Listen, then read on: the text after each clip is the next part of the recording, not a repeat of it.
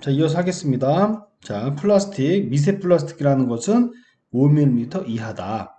그죠? 그 나노는 1 마이크로미터 이하라고 얘기하지만 그냥 다 5mm 이하를 미세 플라스틱이라고 명명해도 큰 무리가 없습니다. 자, 그 다음 발생원. 자, 연안 지역에서 수 밀리미터 크기의 작은 플라스틱 조각의 출현 사실이 1970년대 최초로 발표되었다. 카펜터라는 사람한테 1972년에 이 사람의 논문으로 발표를 했네요. 그리고 카펜터 et.al을 쓰면은 이게 무슨 의미냐면 이 사람 3명 이상이란 얘기예요. 이걸 발표한 사람이 3명 이상이다. 그래서 이렇게 약자로 쓰고요. 그 중에서 대표가 카펜터라는 사람입니다. 현미경 수준에서 식별되는 미세 플라스틱의 양이 해양 환경에서 증가하고 있다는 사실이 2004년에 보고되면서 마이크로 플라스틱이라는 용어가 처음으로 사용되기 시작했다. 자, 한국말로 하면 미세 플라스틱이죠.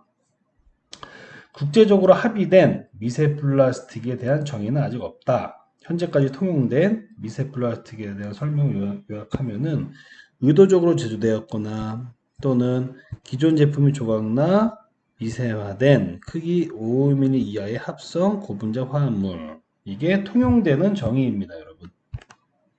통용되는 정의. 정의 쓸 줄 알아야 돼요. 그리고 아까 미세 플라스틱은 뭐였어요, 여러분? 1차 미세 플라스틱, 2차 미세 플라스틱으로 구분이 됐죠? 어떻게 구분되나 봅시다. 의도적으로 제조된 미세 플라스틱은 1차 미세 플라스틱에 해당되며 플라스틱의 원료 물질로 사용하는 레진 펠렛, 세정제 화장품의 스크럽, 페인트 제거용 마모제 등이 포함된다. 그리고 2차 미세 플라스틱은 플라스틱 제품이 사용되는 과정 중이나 또는 사용 후 버려진 이후에 인위적 행위 또는 자연적인 풍광에 의해서 점차 잘게 쪼개져서 미세가 된 겁니다. 1차와 2차 어느 정도 구분을 할 수 있겠죠. 직접적인 비교가 가능한 정량적인 조사 자료는 아직 없으나 현재의 해양 환경 중에는 2차 미세 플라스틱 양이 1차보다 월등히 많다. 그죠? 이거보다 월등히 많다. 2차는 버려진 이후에 계속 미세 플라스틱이 생성이 되잖아요. 자연적으로 제일 많은 게 자연적 풍화작용입니다. 서로 부딪히고 어디 까져지고 어또 떼글떼글 하다가 쪼개지고 그렇죠? 계속 지금도 생성이 되고 있다고 생각하시면 돼요. 그러니까 훨씬 많겠죠.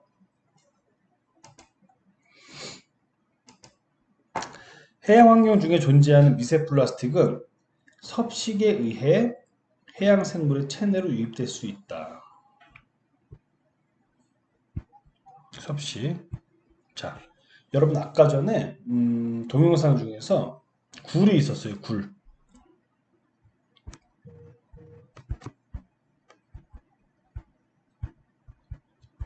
자, 기자가 물어봤어요.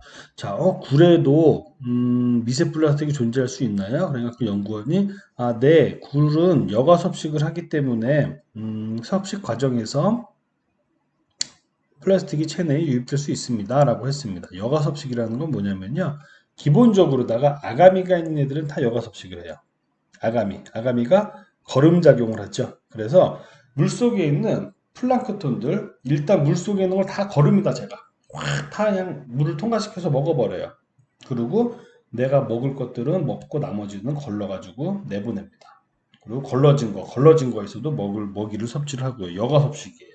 그러다 보니까 물속에 부유에 있는 플라스틱 같은 경우가 걸려서 먹이로 인식해서 먹을 수가 있겠죠. 그리고 아가미에 걸릴 수도 있고요. 자, 여과 섭식하는 거기 생물이기 때문에 굴에도 미세 플라스틱이 있을 수 있습니다. 밧줄, 그물, 비닐봉지 등 대형 플라스틱 쓰레기는 해양 생물의 얽힘 영향이 크다. 자, 이거 있잖아요, 여러분. 얽힘 현상 있잖아요. 우리 그린피스나 여러 가지 환경단체에서 광고하는 공익 광고들 있죠. 그럼 물개가 막 헤엄치는데 물개 몸에 플라스틱이 있고요. 또 악어가 타이어를 끼고 있고요. 엄청난 그물이 고래에 엉켜가지고 고래가 죽고요. 이런 것들이 있어요. 그죠? 자, 플라스틱이 작아도 삼킴, 먹음으로 인해서 섭식에 의해서 생물체에 영향을 미치고 커도 얽힘 현상에 의해서 생물에게 위협을 가합니다. 이래나 저래나 다 안 좋네요. 그죠? 미세 플라스틱의 경우 삼킴의 영향이 크다. 그리고 플라스틱 해양 쓰레기의 크기가 점차 작아지면서 이들을 먹는 해양 생물의 종의 숫자가 지속적으로 증가할 것으로 보고되고 있다.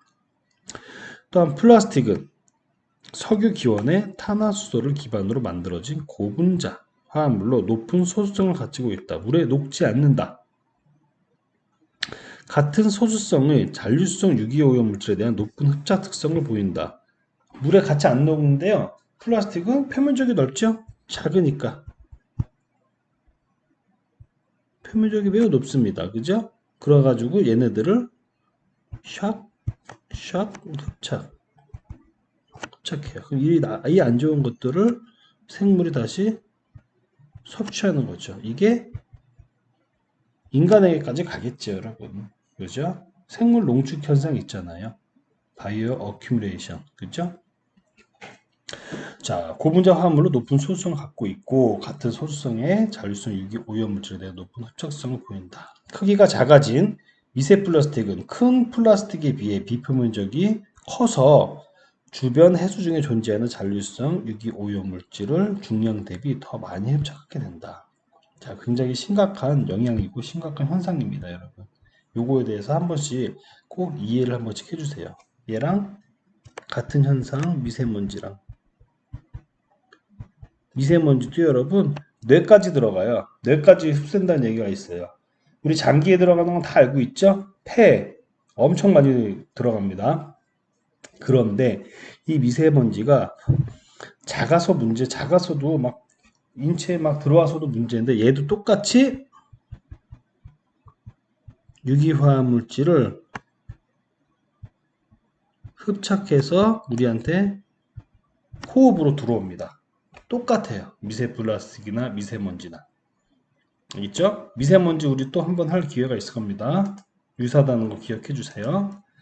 플라스틱의 제조 과정에서 성형의 용이성과 플라스틱의 기능성을 향상시키기 위해 다양한 첨가제가 사용된다. 이들 첨가제 중에서도 미세 플라스틱이 있다는 거네요. 그죠? 그리고 첨가 물질에는 미세 플라스틱뿐만 아니라 중금속, 잔류성 유기오염 물질, 내분비계, 장애물질 등이 포함되어 있다. 유기화합물이라는 거예요. 유기화합물. 요거.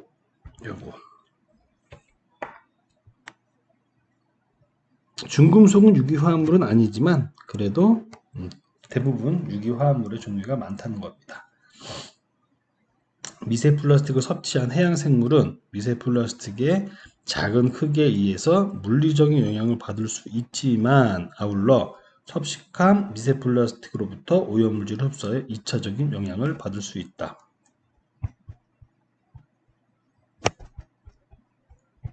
생물 이용도가 증가. 생물 이용도 증가. 생물 이용도 매우 중요합니다. 이게 뭐냐면 여러분 인간이나 생물이나 어떤 생물체에 어떠한 물질이 A라는 물질이 영향을 주기 위해서는 이온 상태가 돼야 돼요. 이온 상태가 된다는 얘기는 뭐냐면은 생물이 요 녀석을 이용할 수 있다. 또는 얘네들로 인해서 어떤 물질로 전환되고 영향을 미칠 수 있다. 즉 어떠한 작용을 할 수 있다. 이런 얘기예요. 그렇다는 얘기는 A라는 물질을 내가 먹었어요. 먹었다. 근데 작용이 있으면은 독성이나 이런 영향이 있을 거고 없으면은 아무것도 아니겠다. 이거는 응가로 나오겠다. 나올 수도 있다. 똥으로 나올 수 있어요. 자, 아주 쉽게 생각해 볼게요. 동전. 그때도 말씀드렸던 것 같은데 10원짜리 동전 중금속으로 이루어진 겁니다. 구리로 이루어진 거예요. 구리는 급성 농성을 나타내는 거예요. 생물한테. 자, 먹었는데 구리가 몸속에서 위에서 막 싹 녹아면서 구리 이온으로 돼가지고 됐습니다. 인체에 엄청난 독성을 나타낼 거예요. 하지만 일반적으로 동전을 먹으면 그냥 그게 생물 이용도가 매우 낮아서 작용을 하지 않고 똥으로 나오죠. 생물 이용도가 감소. 녹아서 위에서 녹아서 이온 상태로 가서 독성을 나타낸다. 생물 이용도가 증가. 이런 차이가 있다는 거예요. 자, 미세 플라스틱은 생물 이용도가 매우 증가될 수 있는 가능성이 높습니다. 그 얘기는 뭐냐면 물리적 영향뿐만 아니라 2차적인 생물학적인 영향을 줄 수도 있다는 거예요. 생물 이용도 아주 중요한 단어입니다, 여러분. 이런 거 100% 시험 문제 나올 수도 있어요. 자, 그 다음 이것도 꼭꼭꼭꼭꼭꼭꼭꼭. 자, 원래 이거 대면 수업할 때도 여러분들 외웠었는데 지금 나중에 우리 시험 온라인으로 볼 거는 오픈북이 뭐 당연시 될 테니까 외우진 않아도 되겠는데, 자, 이런 화합물질이 어떠한 영향들을 할 수 있는지 한 번씩 꼭 읽어봐 주십시오. 대부분 내분비계 결합물질, 환경 호르몬, 왜냐면 얘들이 다 유기화합물 계열이에요. 다 유기화합물. 유기화합물 계열이기 때문에 유기화합물이면 다 내분비계입니다. 태아, 성장, 발달, 생식, 저기 내분비계, 신경, 엄청난 거죠. 다 면역, 생식, 신경 독성, 다 내분비계 장애물질이에요. 간송성, 암, 돌연변이, 다 환경 호르몬, 내분비계 엄청납니다, 여러분. 꼭 요거 원래는 그냥 대표적으로 하나씩 다 외우게 했었는데요. 그래도 여러분 외우세요. 혼자 스스로 외우시면 훨씬 좋습니다. 자, 이 플라스틱이 인간에게 어떤 영향을 줄 수 있는지 아까 나온 것들 한번 그림으로 모시화 시킨 겁니다. 그리고 이거 보세요. 매주 1인당 먹는 플라스틱의 양이에요. 신용카드 한 장이래요. 신용카드 한 장. 5g 정도 되는 거거든요. 이만큼을 매주, 오늘이 목요일이거든요. 저는 이제 금요일이라고 쳐요, 여러분. 여러분 이번 주에 신용카드 한 장 먹은 거예요. 다. 엄청난 거예요. 저도 먹은 겁니다. 굉장히 심각하죠. 자, 이런 미세 플라스틱이 굉장히 안 좋은 걸 알고 나서 이렇게 안 하려면은 어떻게 해야 됩니까? 플라스틱 사용량 줄여야 되고요. 쓰레기 분리수거 잘해야 되고요. 쓰레기 무단 투기하면 안 되고요. 여러 가지 우리가 해야 될 일들이 많아요. 자, 이거 꼭 기억해 주십시오. 이렇게 먹습니다. 이렇게 먹는데 평균 양으로 환산한 거예요. 자, 그리고 미세 플라스틱이 몸속에 들어오면 왜 안 좋은지 알겠죠? 물리적으로도 안 좋고 생물 위험도가 높아서 생물학적, 화학적으로도 안 좋습니다. 그죠? 그리고 소수성 유기화합 물질을 잘 흡착해서 우리 몸속까지도 이 유기화합 물질을 전달을 시켜주는 매개체로도 하기 때문에 미세 플라스틱이 매우 안 좋아요. 자, 여기도 제가 뭐 참고 동영상 해놨는데요. 뉴스예요. 뉴스니까 여러분들 아마 이게 50분짜리 그 긴 영상일 겁니다. 한 번씩 봐주시고요. 그리고 중간고사 없습니다. 중간고사 없어요. 그리고 중간고사 기간이 끝나면 과제가 또 몇 번 있을 겁니다. 그리고 수업은 또 준비한 대로 진행을 할 거고요. 기말고사에 대해서는 여러분 나중에 기말고사 준비가 왔을 때 다시 설명해 드릴게요. 자, 이거 없으니까는 다른 과목.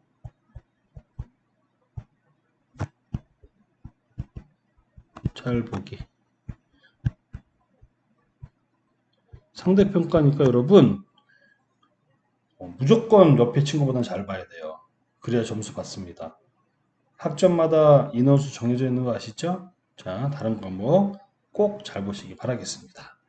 자, 그러면 다음에 제가 제주도 가서 이 학회 가서 여러분들이랑 다시 한번 만나도록 할게요. 고맙습니다.